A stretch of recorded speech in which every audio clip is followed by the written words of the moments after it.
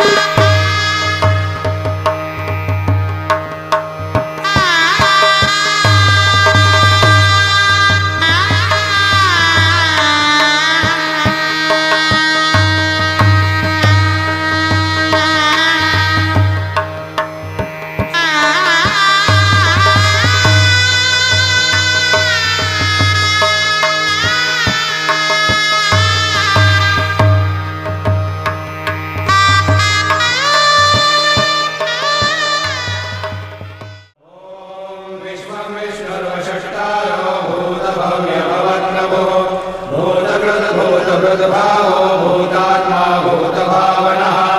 भूतात्मा परमात्मा च मुक्तानां परमागतिः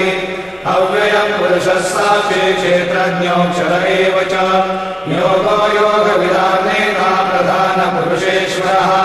नारसिंहः श्रीमान् केशवः पुरुषोत्तमः सर्वशर्वशिवस्थाणुर्भूतादिर्निरव्ययः सम्भवो भावनो भर्ता प्रभव प्रभुरेश्वरः स्वयंभू शम्भुरादित्यः पुष्कराक्षो महास्वनः अनादिर्धनो धाता विधाता धातुरुत्तमः अप्रमेयो ऋषिकेशः पद्मनाभो वरप्रभुः विश्वकर्मा मनस्पष्टा सविष्टस्तमिरो ध्रुवः अग्राय शाश्वतकृष्णो लोहिताक्षप्रतर्दनः प्रभूतश्रीगरुद्धाम पवित्रं मङ्गलं परम् ईशानप्राणदप्राणो ज्येष्ठश्रेष्ठप्रजापतिः हिरण्यगर्भो भूगर्भो माधवो मधुसूदनः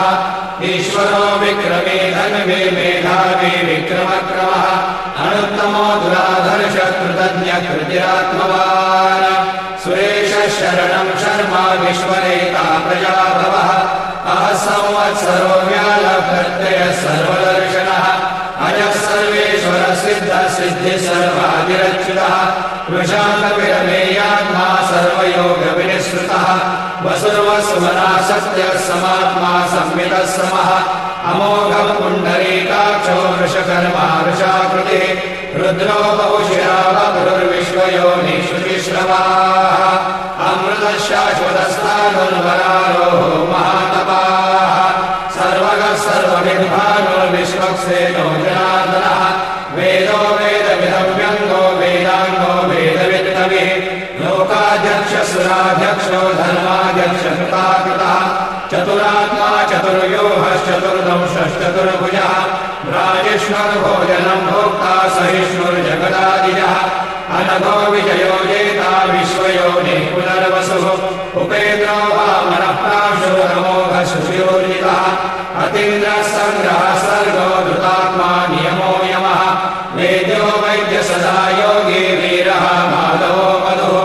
अतीन्द्रियो महामायो महोत्साहो महाबलः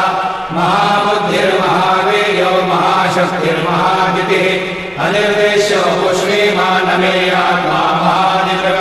महेश्वासो महेभर्ता श्रीनिवास सताङ्गतिः अनिरुद्धः सुरानन्दो गोविन्दो गोविदाम्बतिः मरीचिर्दमनोहंसः सुपर्णो भुजगोत्तमः हिरण्यनाभः सुतपः पद्मनाभः प्रजापतिः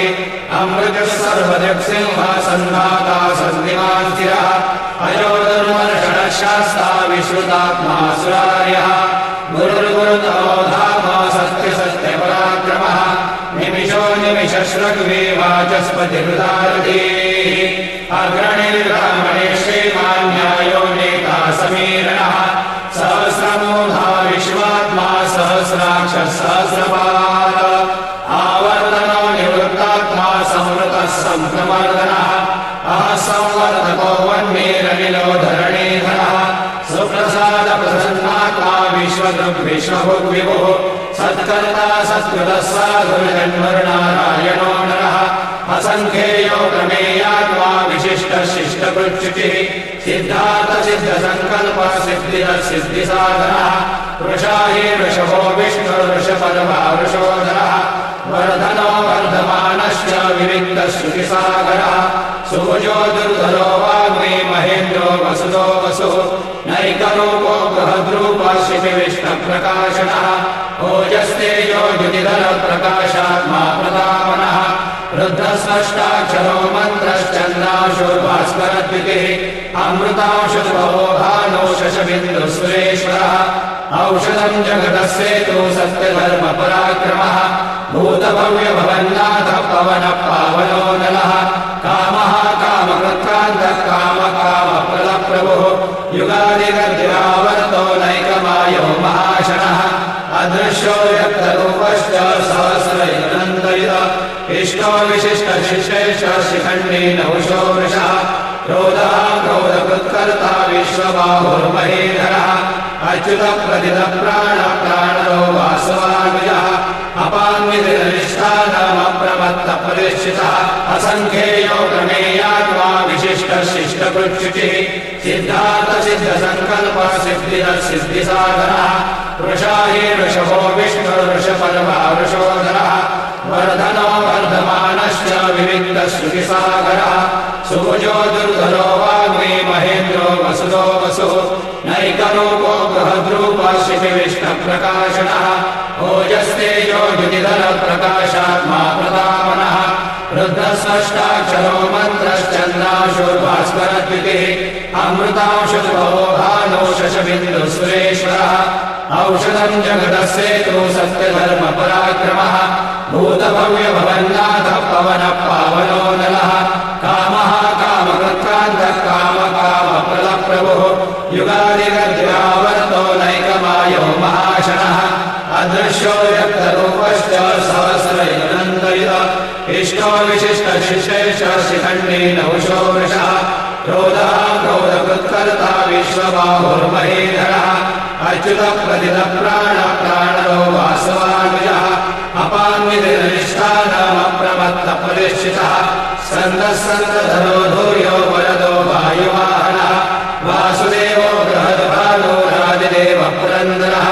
अशोकस्तारणस्तारः शूरशौर्यगणेश्वरः अनुकूलशतावर्तः पत्नीपद्मनिवेक्षणः पद्मनाभो रविन्दाक्षः पद्मगर्भशरीरवृतः महर्भिरुद्धोरुद्धात्मा महाक्षो गरुडध्वजः अतुलशरभो भीमः समयज्ञो हविर्हरिः सर्वलक्षणलक्षण्यो लक्ष्मीवान् समितिञ्जयः वीक्षणो रोहितो मार्गो हेतुर्दामोदरः सः महीधरो महाभागो वेदवानमिताशनः उद्भवक्षोभणो देव श्रीगर्भः परमेश्वरः धरणम् कारणम् कर्ता विकर्ता गहनो गुहा व्यवसायो व्यवस्थानः संस्थानस्थानदो ध्रुवः परब्धि परमस्पष्टतुष्टपुष्टशुभेक्षणः रामो विरामो विरजो मार्गो नेयो नयो नयः वीरशक्तिपदां श्रेष्ठो धर्मो धर्मविदुत्तमः वैकुण्ठपुरुषप्राणप्राणद प्रणवप्रतुः हिरण्यगर्भशत्रुघ्नो व्याप्तो वायुर्धोषुजः ऋतुः सुदर्शनकालः परमेष्ठी परिग्रहः उग्रसंवत्सरो दक्षो विश्रामो विश्वदक्षिणः विस्तारस्थावरस्थाणो प्रमाणम् बीजमव्ययम् अर्थोऽनर्थो महाकोशो महाभूभो महाधनः अनिर्विण्णश्च विष्णो भूर्धर्मयोगो महामकः नक्षत्रणे क्षत्रिक्षमक्षामसमीहनः यज्ञैक्यो महेजश्च क्रतुसत्रं सताङ्गतिः सर्वदर्शी मुक्तात्मा सर्वज्ञो ज्ञानमुत्तमम् सुहृदः सुहृदः सूक्ष्मः सुघोषः सुहृदः सुहृदः मनोहरो जितक्रोधो वीरबाहुर्विदारणः स्वापनः स्ववशो व्यापी नैकात्मा नैककर्मकृतः वत्सलो वत्सलो वत्सी रत्नगर्भो धनेश्वरः धर्मकृद्धर्मकृद्धर्मे सदसक्षरमक्षरम् अविज्ञाता सहस्रांशुर्विधाता कृतलक्षणः भवस्तिनेमि सत्त्वस्तः सिंहो भूतमहेश्वरः आदिदेवो महादेवो देवेशो देवभृद्गुरुः उत्तरो गोपतिर्गोप्ता ज्ञानगम्य पुरातनः शरीरभूतभृद्भोक्ता कपीन्द्रो भूरिदक्षिणः सोमवो मृतपः सोमः पुरुषोत्तमः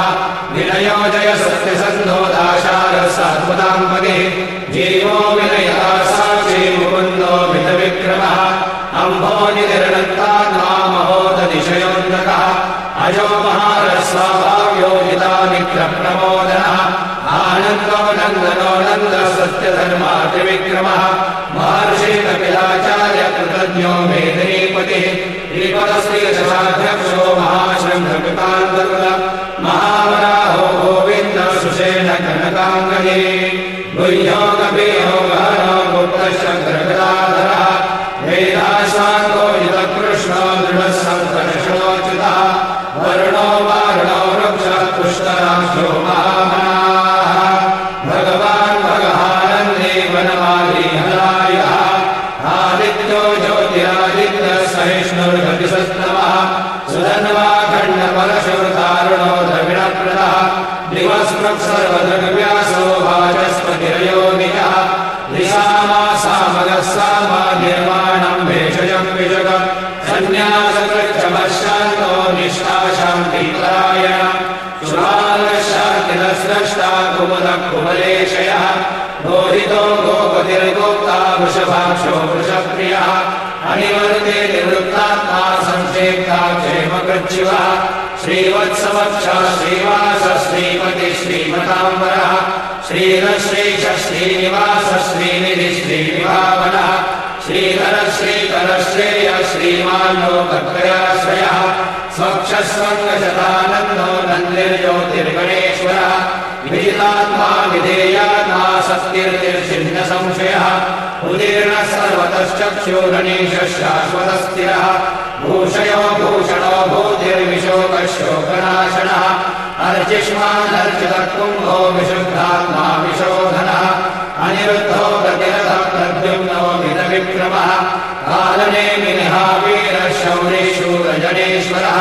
त्रिलोकात्मा त्रिलोकेशः केशवः केशिः हरिः कामदेव कामपालः कामीकान्तकृतागमः अनिर्देश्य पुर्विष्णुर्वीरो नन्दो धनञ्जयः ब्रह्मण्यो ब्रह्मकृद्ब्रह्मा ब्रह्म ब्रह्म विवर्धनः ब्रह्मविद् ब्राह्मणो ब्रह्मी ब्रह्मज्ञो ब्राह्मणप्रियः महाक्रमो महाकर्मा महातेजा महोरगः महाक्रतुर्महायज्वा महायज्ञो महाहविः सव्यस्तव प्रियस्तोत्रम् स्तुतिस्तोतारणप्रियः पूर्णपूरयः पुण्यपुण्यकीर्तिर्नामयः मनोजवस्तीर्थतरो वसुरेता वसुप्रदः वसुप्रदो वासुदेवो वसुर्वसुमनाहविः सद्गते सत्कृते सत्ता सद्भूते सत्परायणः शूरसेनो यजुश्रेष्ठः सन्निवासस्यानुनः भूतावासो वासुदेवः सर्वासुचिरयोनलः दर्पः दर्पदो दृप्तो दुर्धनोत्थापराजितः विश्वमूर्तिर्महामूर्तिर्नित्यमूर्तिरमूर्तिमान् अनेकमूर्तिरव्यक्तः शतमूर्तिः शताननः एको नैकः समत्कप्यं यत्तत्पदनमुत्तमम् लोकबन्धुर्लोकनाथो माधवो भक्तवत्सलः सुवर्णवर्णो हेमाङ्गो वराङ्गश्चन्दनाङ्गजे वीरः विषमः शून्यो धृताशीलश्चलश्चलः अमानी मानदो मान्यो लोकस्वामी त्रिलोकधृग सुमेधा मेधयो धन्य सत्यमेधाधराधरः तेजो वृषो द्युतिधरः सर्वशस्त्रभृताम्बरः प्रग्रहो निग्रहो व्यग्रो नैकशृङ्गो गदाग्रजः चतुर्मूर्तिश्चतुर्बाहो चतुर्व्यूहश्चतुर्गतिः चतुरात्मा चतुर आनुभावश्चतुर्वेदविदेकपात् समावर्तो निवृत्तात्मा दुर्जयो दुर्विक्रमः दुर्लभो दुर्गमो दुर्गो दुरावासो दुरार्यः शुभाङ्गो लोकसारङ्गस्तुतन्तुस्तन्तुवर्धनः इन्द्रकर्मा महाकर्मा कृतकर्मा कृतागमः उद्भवः सुन्दरः सुन्दो रत्ननाभस्लोचनः अर्को वाजसहस्रङ्गे जयन्तः सर्वविद्यये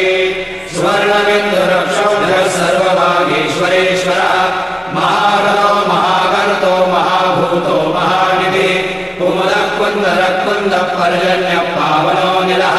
अमृताशोऽमृतोः सर्वज्ञः सर्वतोमुखः सुलभः सुहृदः सिद्धः शत्रुजिच्चत्रुतापनः न्यग्रोधो दुर्भरोश्वस्तश्चानूराधनिषूदनः सहस्राजे सप्तजिह्वा सप्तैधा सप्तवाहनः अमृतीर्णलोचिन्यो भयकृद्भयनाशनः अनुर्बृहत्कृशस्थूलो गुणकृर्निर्गुणो महान् अधृतस्वधृतस्वासय प्राग्वंशो वंशवर्धनः भारभद्रगितो योगी योगीशः सर्वकामदः आश्रमश्रमणक्षामः सुपर्णो वायुवाहनः धनुर्धरो धनुर्वेदो दण्डोदमयितानमः अपराजितः सर्वसहो नियन्ता नियमो यमः सत्त्ववान् सात्विकः सत्यः सत्यधर्मपरायणः अभिप्रायज्ञार्होरप्रियवृत्प्रीतिवर्धनः विहाय स गतिर्ज्योतिर्सुरुचिर्हुतभुद्विभुः रविर्विरोचनः सूर्यः सविता रविलोचनः अनन्तो हुतभुद्भोक्ता सुखदो नैकयोग्रजः अनिर्विण्णः सदा वर्षे लोकाधिष्ठानमद्भुतः सनातनतमः कपिलः कपिलव्ययः स्वस्तिरः स्वस्ति स्वस्ति स्वस्ति स्वस्ति दक्षिणः अरौद्रः कुण्डली चक्रे विक्रमशासनः शब्दादिकः शब्दसः शिशिरः शर्वरीकरः अक्रूरप्रेषलो दक्षो दक्षिणक्षमिणावरः विद्वत्तमो वीतभयः पुण्यश्रवणकीर्तनः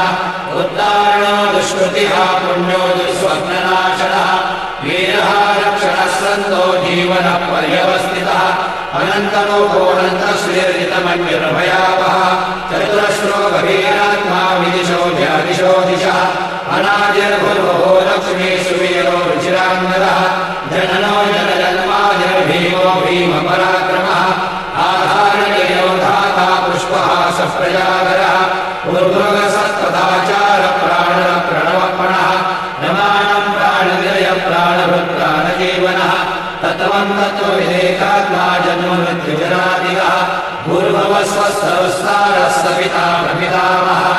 यज्ञो यज्ञपतिर्यज्वा यज्ञाङ्गो यज्ञवाहनः यज्ञभृद्यज्ञकृद्यज्ञी यज्ञभृग्यज्ञसाधनः यज्ञान्तकृद्यज्ञगुह्यमन्नमन्नादेव च आत्मयोगे स्वयं जातो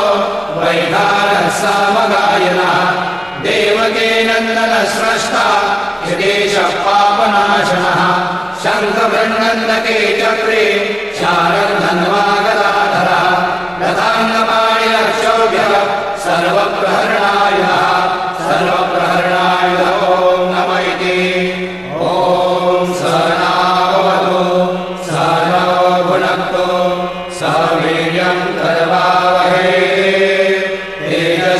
तेजस्विनावधीतमस्तु मा विद्विषावहै ॐ शान्ति शान्ति शान्तिः जगदीश जाते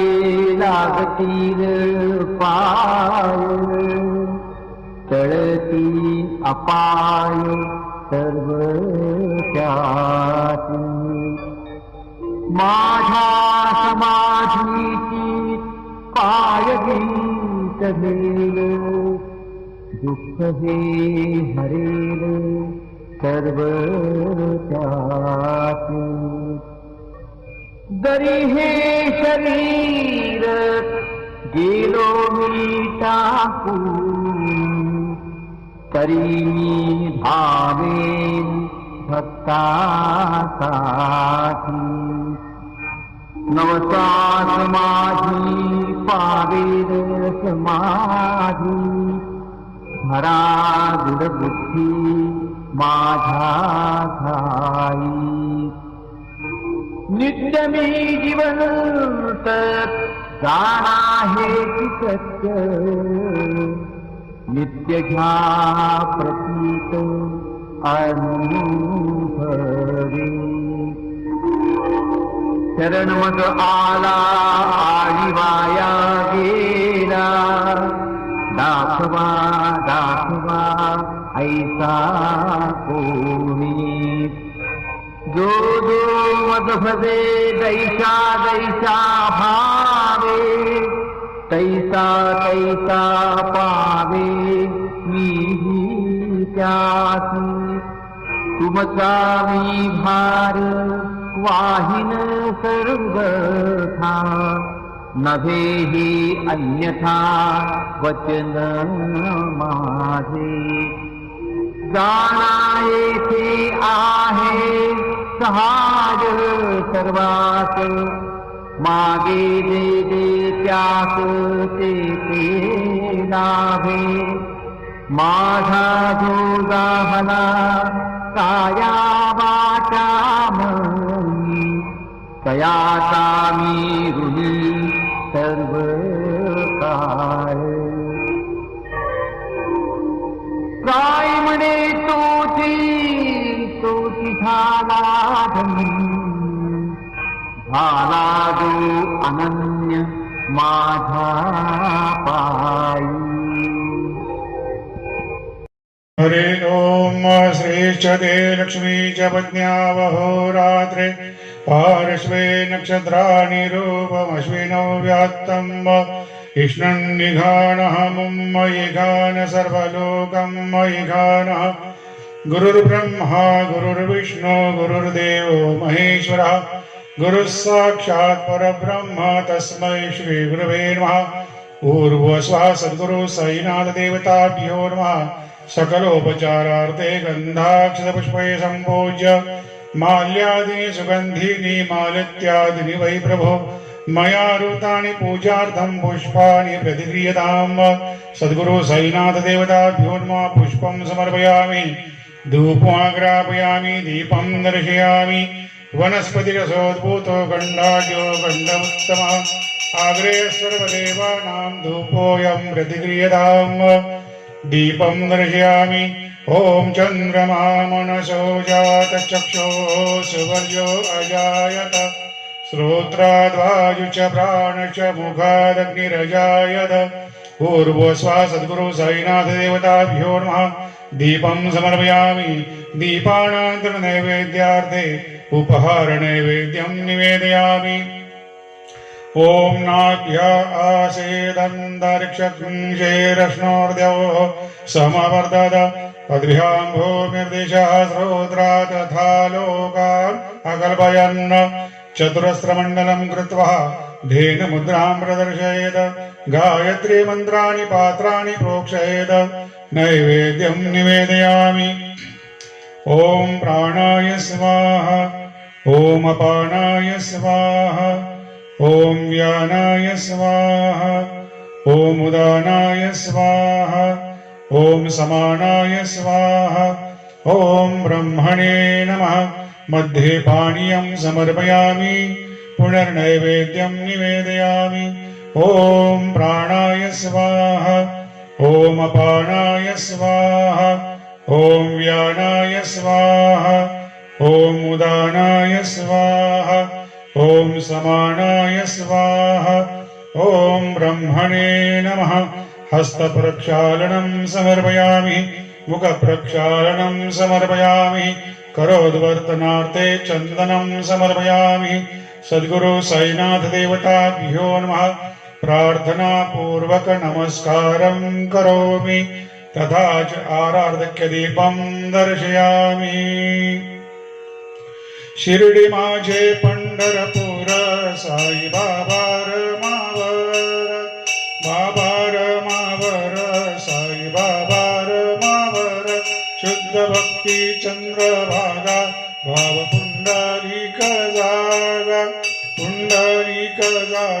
भाव पुंडलिक जागा याहो अवघे जना करू बाबांशी वंदन साईशी वंदन करू बाबांशी वंदन गणू म्हणे बाबा साई धाव पाव माझे आई पाव माझे आई धाव पाव माझे आई श्री सच्चिदानंद सद्गुरु साईनाथ महाराज की जय।